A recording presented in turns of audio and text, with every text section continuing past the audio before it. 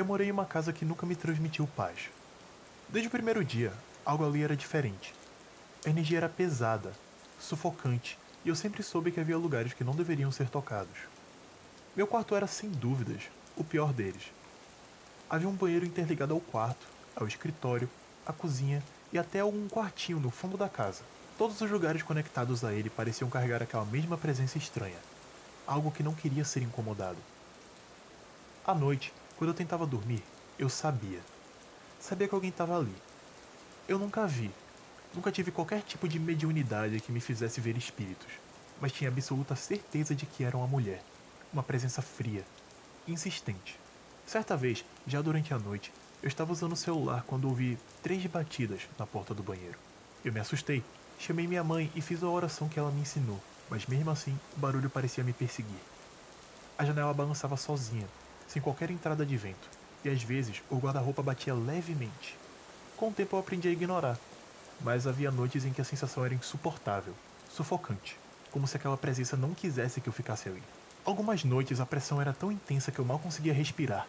Era como se o quarto tentasse me expulsar, como se aquela presença quisesse me afastar, me dominar. Dormir na cama era impossível. Eu só conseguia descansar na sala, com os olhos sempre atentos. Meu pai fez uma limpeza no quarto, e por um tempo eu voltei a dormir lá, mas a sensação nunca desapareceu completamente.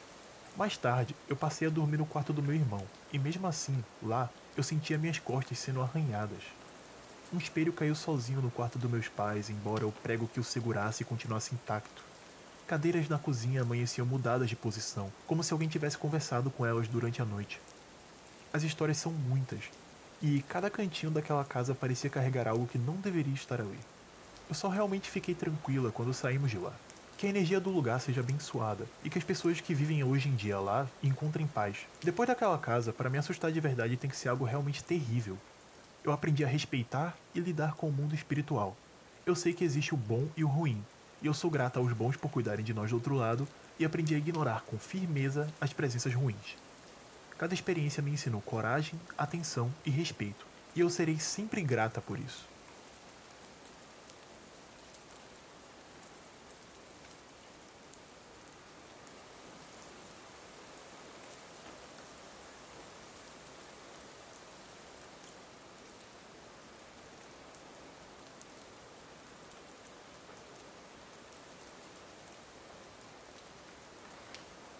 Quando eu era criança, aos 13 anos de idade, eu morava com a minha família em uma casa de 2 andares. O meu quarto ficava no primeiro andar. O dinheiro da minha família era apertado e minha mãe cuidava sozinha de 4 filhos. Eu era o filho mais novo, então ficava com o menor quarto. Meu quarto ficava ao lado da sala de estar e era um pequeno quarto quadrado com um piso de madeira. Havia 2 grandes aberturas de ventilação no chão, em cantos opostos do quarto, e também 2 aberturas de ventilação no teto. Minha cama ocupava metade do quarto. Como eu disse, era um quarto muito pequeno. Em uma certa noite eu estava fazendo meu dever de casa na cama, já que eu não tinha uma mesa no quarto, quando de repente eu vi a risada de uma criança. Eu saí do meu quarto para olhar ao redor da sala de estar e ao redor da cozinha para ver se algum dos meus irmãos estava lá, mas todo mundo parecia estar no andar de cima. Geralmente nessas histórias, as pessoas dizem que simplesmente imaginaram essas coisas, mas isso não se encaixa no meu caso. Eu definitivamente ouvi aquela risada. Ela foi muito alta e real para eu ter só imaginado. Eu continuei com a minha lição de casa, mas fiquei bem atento para ouvir qualquer outro barulho suspeito. Eventualmente, se passou tempo suficiente para que eu pudesse esquecer a risada. E de fato, parecia que eu tinha superado aquele susto. Mas então, de repente, eu ouvi a risada novamente. Dessa vez ela durou muito mais tempo e não parecia estar vindo de fora do meu quarto. Eu até pensei que um dos meus irmãos estivesse se escondendo de mim dentro do quarto, então eu segui o som da risada até o canto dele.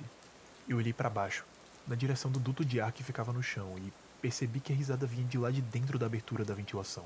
Eu me ajoelhei e coloquei o ouvido bem perto da saída de ar, mas não ouvi mais nada. Por alguns segundos, houve um silêncio total. Então eu afastei meu ouvido e coloquei meus olhos bem perto da saída de ar para ver se eu enxergava alguma coisa. Demorou alguns segundos para que eu pudesse perceber que havia 2 olhos lá dentro, olhando diretamente para mim. Eu gritei bem alto e chamei minha mãe aos berros. Momentos depois, ela entrou correndo no meu quarto, mas convenientemente o barulho da risada tinha sumido e os olhos já não estavam mais lá. Eu pensei que podia estar enlouquecendo por causa da falta de sono, mas eu me recusei a dormir naquele quarto naquela noite. Então, minha mãe deixou eu dormir no quarto dela. Isso continuou por uma semana, na verdade, antes que ela me obrigasse a dormir no meu próprio quarto novamente.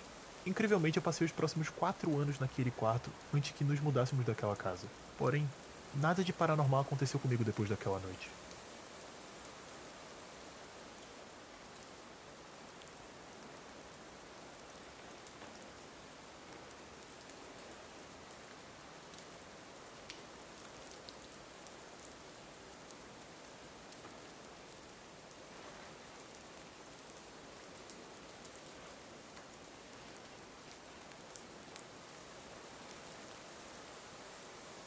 No ano de 2020, durante o período da pandemia, minhas aulas eram remotas.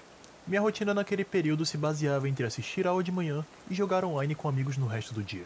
Certa tarde, todos aqui em casa estavam fora e só chegariam perto da noite, lá para as 18 horas.